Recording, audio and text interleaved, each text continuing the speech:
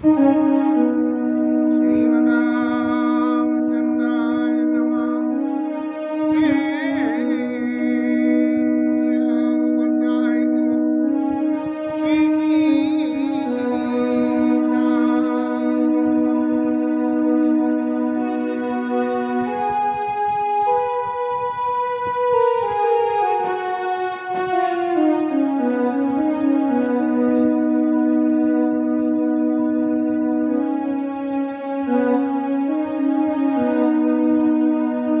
हरे गुण नाम अपार कथा रूप अगणित अमित मैं निज मति अनुसार कहूँ सादर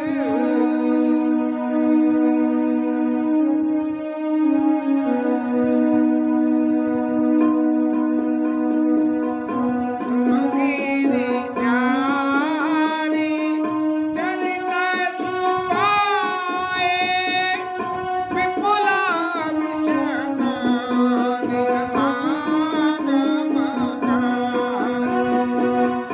हरिया बतारा हित जी कोई इदमे तम कैसा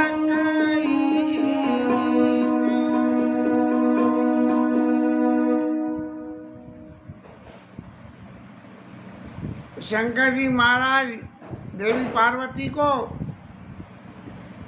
सब तरह से सारी शंकाओं का निर्मूलन करके और भगवान राम के चरणों के प्रति अतिशय प्रीति उत्पन्न होने के बाद और कह रहे हैं कि सुनो गिरिजा हरि चरित सुहाई।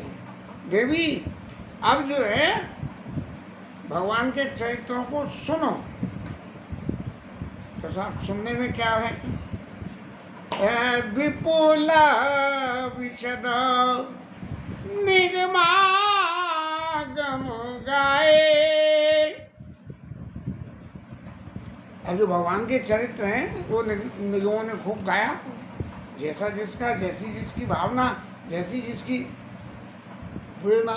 और विपुल विशद इतने तरह से हैं और इतने विस्तार से हैं कि उन सबको सुनने के बाद यदि किसी से पूछा जाए कि महाराज आपने सब कुछ सुना और सुनने के उपरांत आपको ये पता लगी क्या कि भगवान के अवतार होने का कारण क्या हुआ? लेकिन इदमित्थम कह सके न कोई ये दावा करके नहीं कह सकता है कि भगवान का अवतार सिर्फ इसीलिए हुआ है। लेकिन फिर भी शंकर जी महाराज कह रहे हैं, फिर भी चूंकि मैं भगवान को समझने का निरंतर प्रयास करता हूँ, इसलिए उनके नाम का जप करता हूँ, तो अपनी भावना की बातें मैं कहता हूँ कि राम अवतार क्या बुद्धिमान बानी, मति हमारा आज सुनाई सारी। मन बुद्धि और चित्त से परे हैं राम जी। राम अतर्क बुद्धि मन वाणी। और जे महाराज के कौन रहा है कि शंकर जी कह रहे हैं मत हमारा सुनिए ये मेरा मत है। ऐसा मत समझ लेना कि वेद शास्त्रों ने कही है कि भगवान जो है राम अतर्क मन बुद्धि और वाणी से नहीं पकड़े जा सकते हैं, नहीं पार पाया जा सकता है। लेकिन जब तक मन बुद्धि और वाणी ये तीनों एक संग मिलकर भगवान के चरणों में समर्पित हो जाएं तो भगवान स्वयं में सहज में अपने आप ही आपके ऊपर कृपा करने आ जाते हैं। तदापि तदापि वेद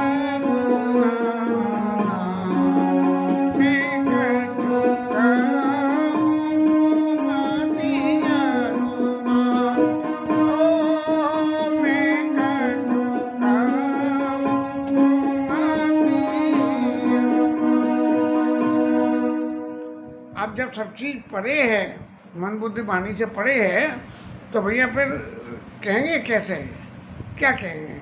लेकिन मैंने जो समझा वो मैं आपको कहूँगा। और संतों ने, मुनियों ने और वेदों ने और पुराणों ने, इन्होंने भी अलग अलग अपने अपने भाव से समझा और अपने अपने भाव से समझ के और भगवान को जैसी उनकी प्रभुता थी उसके हिसाब से उनको वर्णन करा। एक कथा मुझे पंडित रामकिंकर जी की बात का बचपन की का ध्यान आता है कि राम जी महाराज लंका से अयोध्या लौट के आए हैं और पुष्पक विमान से उतरे, और पुष्पक विमान से उतरने के बाद कौतुक कीन कपाल खरारी, अमित रूप प्रगटे थे काला, और जथा जोग मिले से वही कपाला। आए, विमान से उतरे, प्रेमा तो सब लोग निहारी, और कौतुक कीन कपाल खरारी, और अमित रूप प्रगटे थे काला, और जथा जोग मिले से वही कपाला। जैसी जिसकी इच्छा थी उसे वैसे ही मिल गई। अब किसी आदमी ने पूछ ही लिया कि महाराज राम जी जब अयोध्या आए लौट के, तो भगवान विमान से उतरे और उतरने के बाद की लीला जरा बताना। तो उसने कहा कि उतरने के बाद भगवान ने सबसे पहले मुझको गले लगाया। तभी कोई पास खड़ा एक व्यक्ति और था, तो उसने कही वाह भाई वाह, गले तो मुझे लगाया था, आप ये कैसे कह रहे हो? तो भगवान इतने रूपों में प्रकट हुए और जैसी जिसकी इच्छा थी उसको मिल गई। तो ये हर व्यक्ति की रामायण अलग अलग है, इनमें तम कही सकई न कोई। भगवान का अवतार इसीलिए होता है, ऐसे ही होता है, ऐसा कोई नहीं कह सकता। इसलिए अब मेरे को जो कुछ समझ में आती है बात, वो बात मैं तुम्हें समझा के कहूँ, क्योंकि तुम कह चुकी हो कि श्रुतियों के सिद्धांत की बात करना। लेकिन मैं श्रुतियों के सिद्धांत की बात तो पहले मैंने कर दी कि कहीं संत मुनि वेद पुराना, और अब मैं अपने मन की बात कहता हूँ। क्या कहता हूँ? तस्मै सुनावा कोई समझी पराई जैसा कारण मोई। मुझे क्या समझ पड़ती है? भगवान आते हैं, लीला करते हैं और अपने धाम को चले जाते हैं। लेकिन आते क्यों हैं और लीला क्यों करते हैं और फिर अपने धाम को क्यों जाते हैं? प्रश्न सबसे बड़े ही हैं। और आप यही बात जानना चाहती हो तो क्या है कि शंकर जी महाराज कह रहे हैं,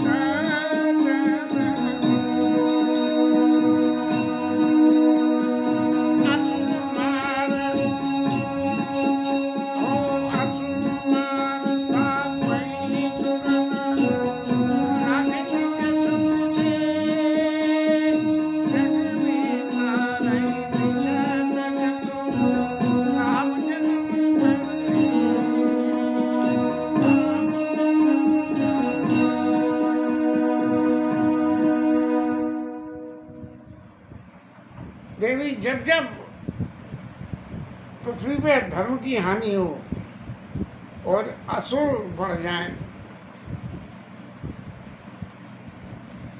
असुर जब बढ़ जाए तब क्या हो कि पाप बढ़ गया, और पाप बढ़ने से पृथ्वी की सारी क्रियाएं, जब तक पृथ्वी पे धर्म रहता है तभी तक ये सब क्रियाएं होती हैं, और धर्म का खत्म होने का नंबर आया तो पृथ्वी रसातल में चली जाती है।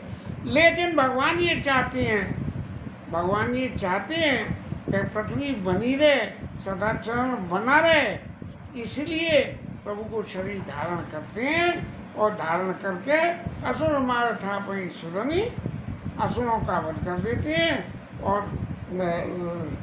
असुर मार था और देवताओं की स्थापना कर देते हैं। और फिर क्या होता है कि जग विस्तार निषेध जसु, फिर वेद भगवान जो है भगवान के उस यश का विस्तार करते हैं। अब ये सबसे बड़ा कारण भगवान के जन्म का कारण है कि वेद जो है भगवान जब जन्म लेके राक्षसों को मार के देवताओं की स्थापना कर देते हैं, तब जाके जो है वो वेद उनकी लीला का गान करते हैं। अब सवाल ये है कि पहले लीला गान करी या पहले लीला हुई? भाई लीला पहले होगी जब तो वेद गान करेंगे, यदि लीला पहले नहीं हो पाई तो वेद कैसे गान कर लेंगे? तो जग विस्तार राम जन्म कर हेतु। अच्छा, अब जब उन्होंने राम जन्म का हेतु बता दिया और विस्तार कर दिया तो होगा क्या कि लोग बाग भगवान के उस यश को गा के सोई जस गाई भगत बब तरई। भक्त लोग जो भगवान के हैं वो भगवान के उन्हीं गुणों को गान करके और कपा सिंधु जना हित तानु धरई, उनके हित के लिए कि भगवान के भक्त जो है उनके गुणों को गान करके और संसार से तर जाए। अब एक छोटी सी बात है, किसी भी चीज की निरंतरता के लिए कुछ ऐसा करना पड़ता है कि वो निरंतर में बने। इसका मतलब एक के ऊपर एक, एक के ऊपर एक, एक के ऊपर एक, एक के ऊपर एक। इस स्थिति में जब सृष्टि रहती है तभी सृष्टि चलती है, क्योंकि स्थावर रूप में रहने से, जैसे ब्रह्मा जी को भागवत में आदेश दिया गया कि सृष्टि करो, अब ब्रह्मा जी महाराज मानसी सृष्टि में लगे तो सृष्टि की हुई नहीं। जब सृष्टि नहीं हुई, बहुत थोड़ी सी सृष्टि हुई, उस बहुत थोड़ी सी सृष्टि से क्या हुआ? पृथ्वी का विस्तार तो नहीं हुआ, भगवान की लीलाओं का विस्तार तो नहीं हुआ। तब जो है मैं इतनी सृष्टि का आदेश हुआ और मैं इतनी सृष्टि करी गई। इस व्याख्या को तो कुछ कहना नहीं है, क्योंकि ये भगवान राम की कथा भी इस वक्त में है, लेकिन ये सृष्टि के बारे में तो कुछ कहना थोड़ा उचित सा नहीं लग रहा है। इसलिए सोई जस गाय भगत भक्त नहीं, कृपा सिंधु जन हित तन धरई। इसलिए जो है भगवान के भक्त जो है। अब सवाल ये है कि भाई एक सीधी सी बात है कि भाई एक चूहा बनाया, चूहे के सिर पे बिल्ली बना दी, बिल्ली पे कुत्ता, कुत्ते पे फलाना, उस पर ढिगाना, उस पर जे, एक अन्न बनाया, अन्न को एक खाने वाला बनाया, उस खाने से जो बचा वो उसको खाने वाला दूसरा, उसको बचा तो तीसरा, उसको चौथा, उसको पांचवा, उसको छठा। ऐसे पूरी सृष्टि का संकलन भगवान ने एक को एक के सिर पर रख रख के, जैसे ईंट में ईंट रख के मकान बना देते हैं, ऐसे सृष्टि का सृजन भगवान ने किया जिससे कि ये सृष्टि बराबर चलती रहे और उसी में भगवान की उन लीलाओं का अनुभव होता रहा। क्योंकि जिन चीज़ों पे हमारा पार नहीं डलता है उस पर हम ये मान लेते हैं कि ये भगवान की ऐसी इच्छा है और ये भगवान की लीला है और यह जो कुछ करने वाला है वो भगवान है, ऐसा। इसलिए राम जन्म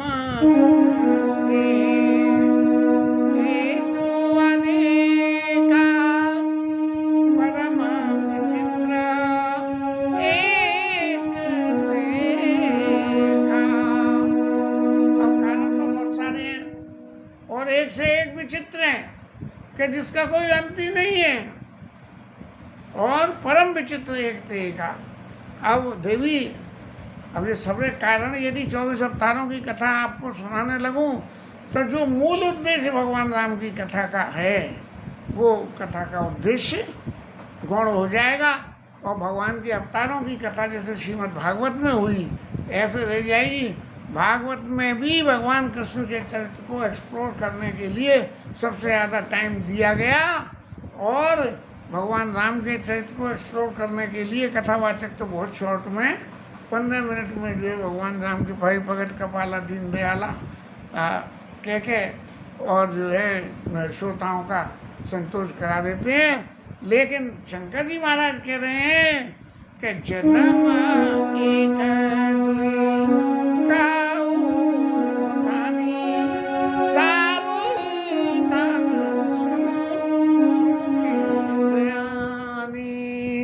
मैं एक दो जन्मों की कथा तो मैं बता दूं कि भगवान का जन्म कैसे हुआ, लेकिन फिर कंडीशन वही पैदा हो गई कि सावधान होकर सुनना, अगस्त ऋषि के आश्रम की तरह से मत सुनना। तो शंकर जी बोले द्वारपाल के प्रिय दो जय और विजय जान सबको और विपरीत श्रापते दूनी भाई तामस असुर धे तिन पाई कनक सपोर आटक लोचन जगत विदित सुरपति मोचन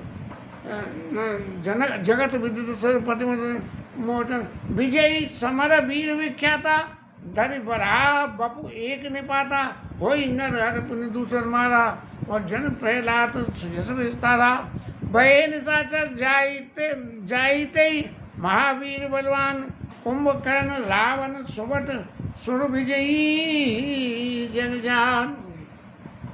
अब ये भगवान की जो कथा है इनमें हमें हमारे प्रभु राम जी को बीच में इंट्रोड्यूस करना है, इसलिए कह रहे हैं कि महाराज एक बार चैत्र शुरू करा विष्णु भगवान से, विष्णु भगवान के द्वारपाल जय और विजय, और उन्होंने जो है ऋषि का श्राप लगा, वो भगु ऋषि का भगवान दर्शन विश्राम कर रहे थे और आदेश ये था कि जिस वक्त भगवान विश्राम कर रहे हों उस वक्त किसी को अंदर ना आने दिया जाए। भगु ऋषि पधारे, द्वारपाल जय और विजय ने उनको रोक दिया कि हमें आज्ञा नहीं है। महाराज भृगु ऋषि तो क्रोध के अवतारी थे, तो वो जो है जबरदस्ती अंदर गए और भगवान के वक्ष पे एक लात मारी तो भगवान का के भृगु ऋषि का चरण चिन्ह भगवान के हृदय पे बन गया। और भगवान की विनीतता देखें कि भगवान ने भृगु ऋषि के चरण पकड़ के कहा महाराज आपके चरण को तो कोई तकलीफ नहीं, मेरा तो हृदय वज्र के समान कठोर है, कोई बात नहीं है, लेकिन आपके चरण में तो कोई चोट नहीं आ गई। और फिर भृगु ऋषि ने जाके जय और विजय को शाप दिया कि तुम जाओ और जाके राक्षस हो जाओ, तुमने भगवान से मिलने मुझे नहीं दिया। अब उनमें से राक्षस कौन है? कनकशिपु और हाटक लोचन, वो जो है क्या नाम है हिरण्यकश्यप और हिरण्याक्ष, ये दो पैदा हुए। जो जय और विजय जाके हिरण्यकश्यप और हिरण्याक्ष बने और इन्होंने इंद्र के मद को भी छुड़ा दिया, मार कूट के इंद्र का भर्ता बना दिया इन्होंने। तो ये स्थिति हो गई। और विजयी समर वीर विख्याता, लड़ने में तो ऐसे विख्यात कि उन्होंने कहा या बैल तू मुझे मार, उस तरह से लड़ने पहुंच जाए। तो जब इनका उद्धार करना हुआ तब हिरण्याक्ष का उद्धार करने हिरण्याक्ष ने क्या करा कि पृथ्वी को समुद्र रसातल में ले गए पकड़ के। बोले महाराज ये सब पृथ्वी तो हमारी है और हम रसातल के राजा हैं, इसलिए पृथ्वी रसातल में रहेगी, यहाँ नहीं रहेगी। और यहाँ रहेगी तो फिर भगवान विष्णु के जो है वो धर्म और अधर्म की परिभाषाएँ और वो सब चीज़ें लागू हो जाएंगी, इसीलिए। लेकिन भगवान ने तुरंत वाराह अवतार धारण किया और अपने नाक की नोक पे पृथ्वी को वहाँ से ले आए और हिरण्याक्ष को नीचे जाके मार के आए। ऐसे ही हिरण्यकश्यप के संग में हुआ कि उनके घर में प्रहलाद पुत्र पैदा करा और प्रहलाद पुत्र ने भगवान की भक्ति करी और भगवान की भक्ति करके और अपने पिता को मुक्ति दिलवाई। ये जो है नरसिंह अवतार की कथा जो है हुई। लेकिन इन कथाओं के संग में कोई नर हरि पुण्य दूसर मारा, जन प्रहलाद शेष विस्तारा, यहाँ तक तो ये कथा रही। अब इस कथा के जब राम अवतार में चले तब ये हिरण्यकश्यप और हिरण्याक्ष ये दोनों जाके कौन बने? एक भय निशाचर जाई तेई। क्योंकि भृगु ऋषि ने ये दिया था कि 3 बार राक्षस, 3 जन्म राक्षस बनना पड़ेगा, इसलिए वो जाके जो है भय निशाचर जाई तेई, महावीर बलवान और कुंभकर्ण रावण सुमन सुर विजयी। जो दो तो कुंभकर्ण और रावण बन गए, और फिर इनके संग के कोई और भी होंगे जो जाके इनके विभीषण और दुनिया भर के वो भी मात्र बंधु हैं, सौतेले भाई हैं विभीषण उनके। तो इस तरह से जाके ये रावण कुंभकर्ण बन गए। अब जब ये रावण कुंभकर्ण बन गए तब जो है अब इनको जब तक 3 जन्म पूरे नहीं हों तब तक इनकी मुक्ति कैसे हो। तो भगवान ने कही कि जी ऐसा तो मुक्त होने नहीं है, तो इन्हें 3रा जन्म रावण कुंभकर्ण का दे दिया, और देने के बाद मुकुंद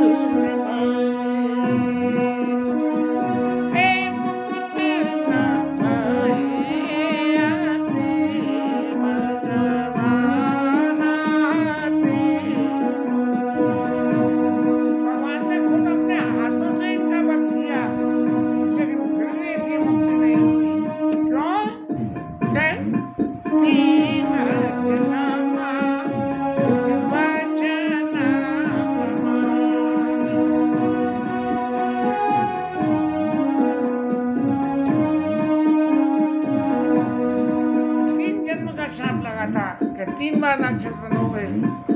अब जब 3 बार राक्षस बनेंगे तो भगवान ने कही अभी 3री बार तो फिर मेरे को जन्म लेना पड़ेगा। और अब मैं ऐसे, अभी तक तो 12 रूप में ले लिया, 12 रूप का अवतार सब लोगों ने देखा है कि कैसा होता है क्या है। और नृसिंह रूप ले लिया, वो भी ऐसा रूप ले लिया कि उस रूप को देख के भी लोग न समझ पावे कि वास्तव में कि भगवान है या ये कोई जो है एलियन आ गए ऊपर से, ऐसी सी बात हो। इसलिए 3रे बार भगवान ने कही कि मैं आपकी से ऐसा मनोहारी स्वरूप लूँगा जिससे कि लोग 12 अवतार की कथा को कोई लंबी चौड़ी थोड़ी गाई जाती है।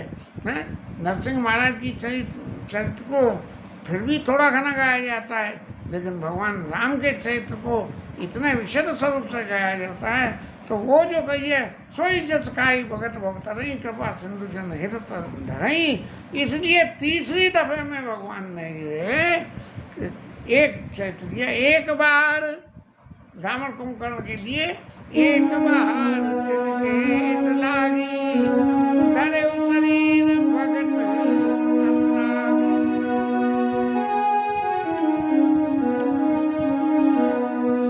तो उनके रावण कुंभकर्ण का हित करने के लिए देखिए भगवान यदि मार दें और तार दें तो दोनों तरह से ही हित होता है। मारे तो वैसे ही तर जाते हैं और तारे तो भगवान की कृपा से तर जाते हैं। तो 1 बार तिनके हित लागी धरे शरीर भगत अनुरागी। और ये जो शरीर लिया ये जो है देवताओं के कश्यप महाराज और उनकी पत्नी कश्यप आदित्यतापित माता और दशरथ कौशल्या विख्याता राजा दशरथ और देवताओं की माता अदिति। दिति से दैत्य पैदा हुए और अदिति से देवता पैदा हुए। ये कश्यप ऋषि की संतान है जो मानसी सृष्टि में आए। तो कश्यप ऋषि की संतान है कश्यप आदित्यतापित माता, और इन्होंने भगवान की जो है साधना करी और साधना करके दशरथ और कौशल्या के रूप में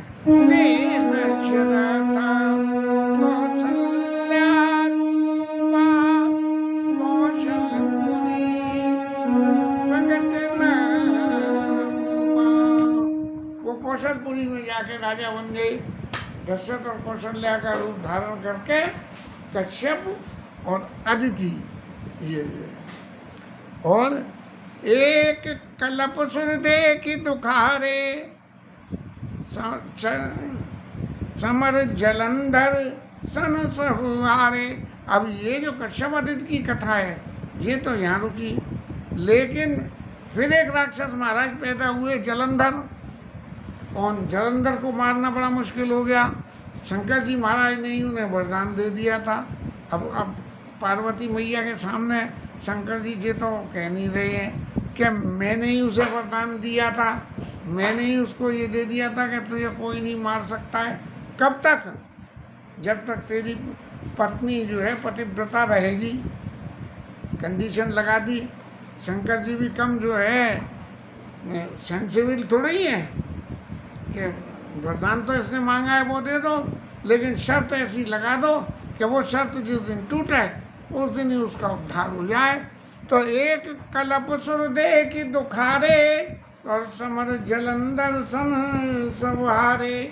जलंधर महाराज हुए पैदा और सब देवताओं को उन्होंने शुद्ध कर दिया और शंकर जी महाराज खुद भी लड़ने पहुँचे, लेकिन शंकर जी महाराज भी उसको नहीं जीत सके। धनुज महाबल मरई न मारा और परम सती असुराधिप नारी कई बल ताई न जितई पुरारी। शंकर जी महाराज भी जो है उसको जीत नहीं पा रहे क्योंकि उसकी स्त्री पतिव्रता थी, इसलिए पतिव्रता स्त्री के पतिव्रत के आगे मरा हुआ पति भी जिंदा हो जाता है, इसलिए जो शंकर जी भी नहीं मार पा रहे थे। तो क्या हुआ? छल करी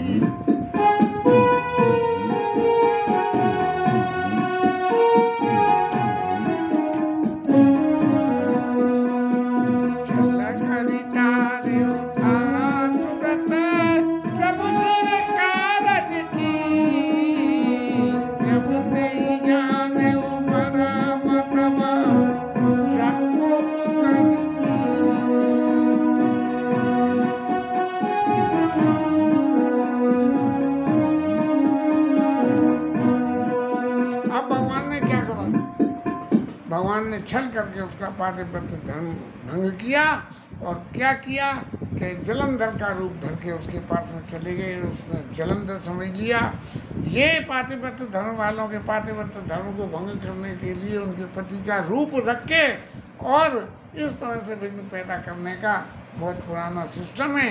उसी सिस्टम को भगवान ने एडॉप्ट किया और करने के बाद में प्रभु कार्य कीन।